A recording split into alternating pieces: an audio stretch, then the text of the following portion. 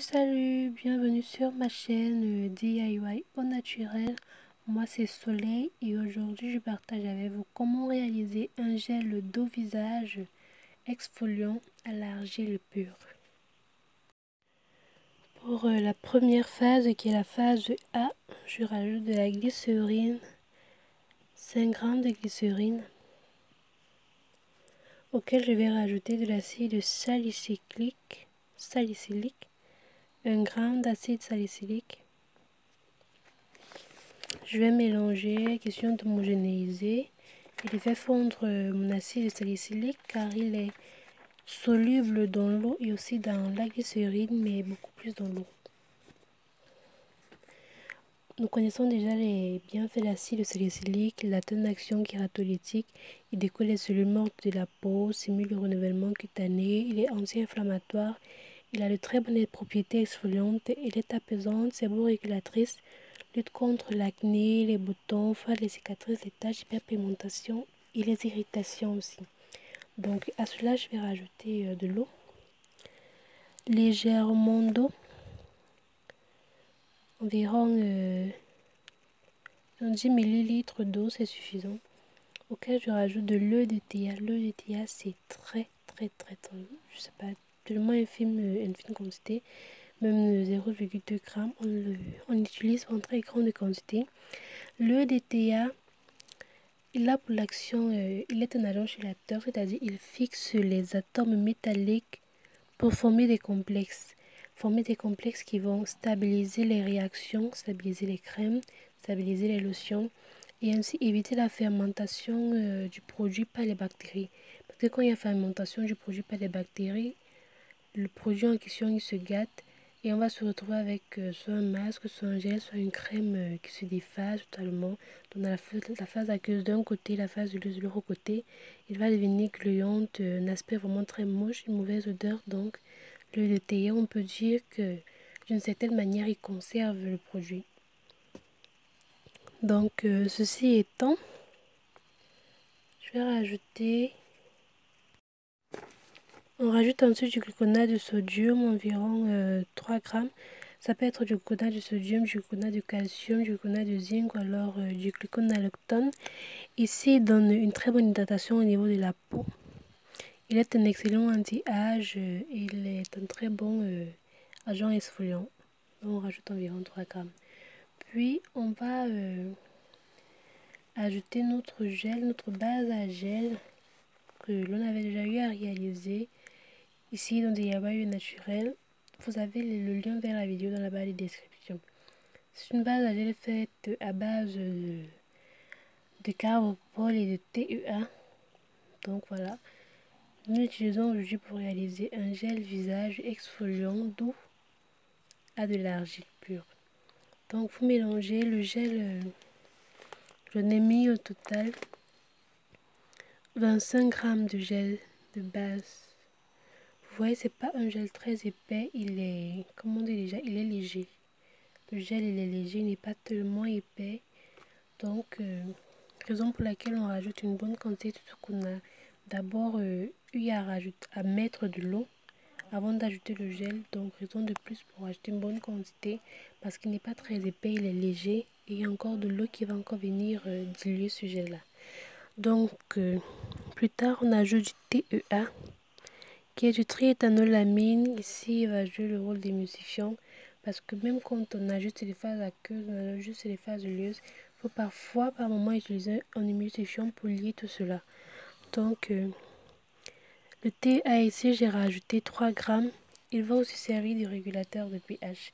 Il va légèrement aussi épaissir la solution vu qu'il y a du carbopol dans le gel de base et qu'il régule le pH du carbopol pour le permettre d'agir et d'épaissir les solutions ou alors les crèmes et bien d'autres.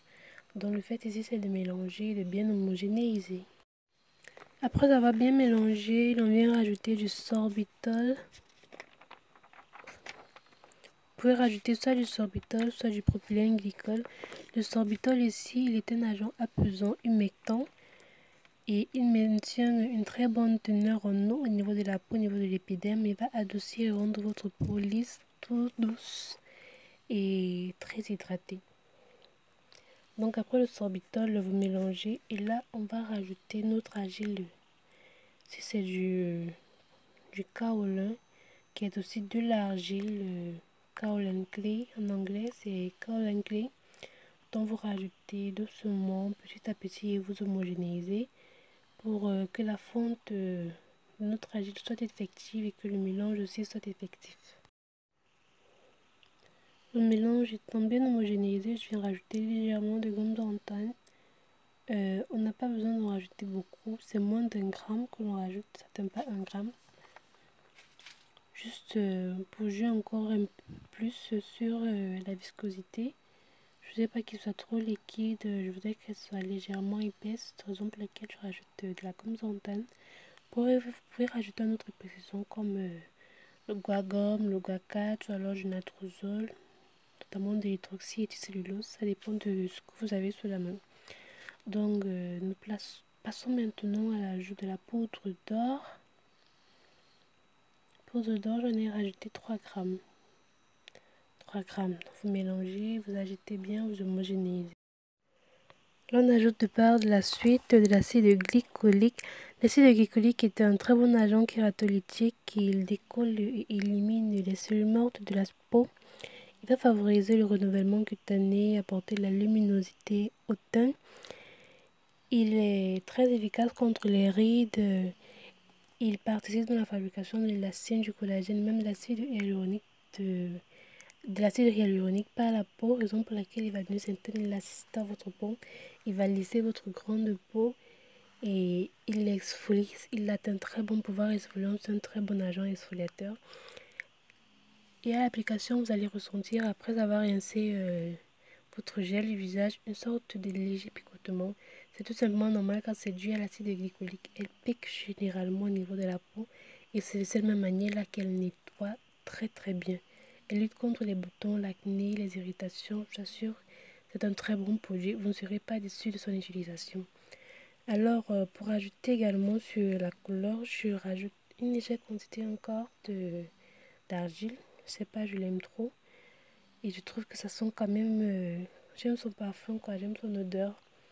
Bref, ça dépend de vous. Vous pouvez encore en rajouter ou alors vous laisser. Je voulais encore rajouter, donc je l'ai fait. Vous ne savez peut-être pas, mais la poudre d'or a comme bienfait d'embellir immédiatement la peau après application.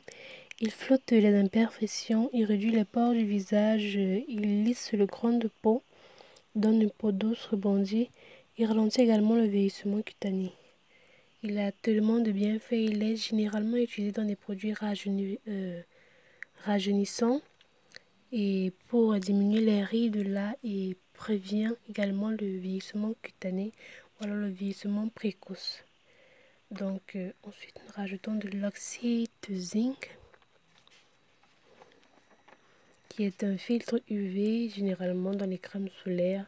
Alors des crèmes de jour, on y retrouve toujours soit de l'oxyde de zinc ou alors de l'oxyde de titane parce qu'il absorbe les UV et permet de protéger votre peau. Donc vous n'aurez pas des hyperpigmentations, de la peau qui est noire ou alors, bref, les rayons UV là ne vont pas vous atteindre parce que l'oxyde de zinc, il va jouer une sorte de filtre et il va absorber tous ces UV là. En ce qui concerne l'oxyde de zinc, on lui rajoute généralement en fin de préparation. Pourquoi? Parce qu'il n'est pas soluble dans de l'eau ou encore dans la glycérine ou même dans l'alcool. Il est totalement insoluble dans l'eau. Donc si vous le rajoutez dans la phase aqueuse, c'est peine perdue. Bien au contraire, il est soluble dans des crèmes, dans des gels. Donc quand la crème est déjà formée ou bien quand le gel est déjà formé, vous rajoutez directement votre oxyde de zinc. Vous allez voir qu'il va mieux s'absorber que si vous le mettez dans de l'eau. Ou alors si vous rajoutez de l'EDTA en fin de préparation, vu que l'EDTA est soluble dans l'eau, vous faites fondre l'EDTA dans une légère quantité d'eau et quand vous l'ajoutez à la préparation, vous rajoutez directement l'oxyde de zinc et il va fondre ensemble.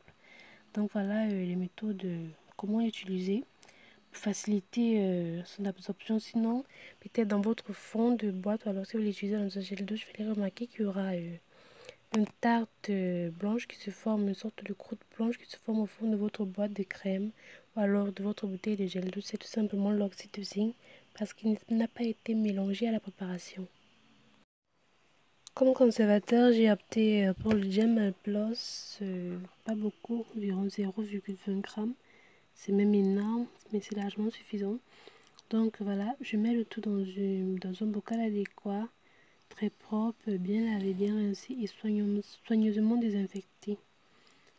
Toujours désinfecter le matériel de grâce. Donc voilà, notre gel massifiant, exfoliant à l'argile pure, il est prêt. Vous pouvez l'appliquer 2 à 3 fois maxi la semaine. Vous laissez le temps qu'il sèche sur la peau, puis vous rincez. Vous allez avoir une peau douce, une peau lisse, une peau matifiée, une peau veloutée. Vraiment, vous ne serez pas dessus. Il va faire fader vos boutons. Si vous avez des taches, des cicatrices, vous allez voir qu'ils vont vraiment se mettre à fader, à disparaître. Il va vous donner une peau vraiment très douce, vraiment très lisse. Bon.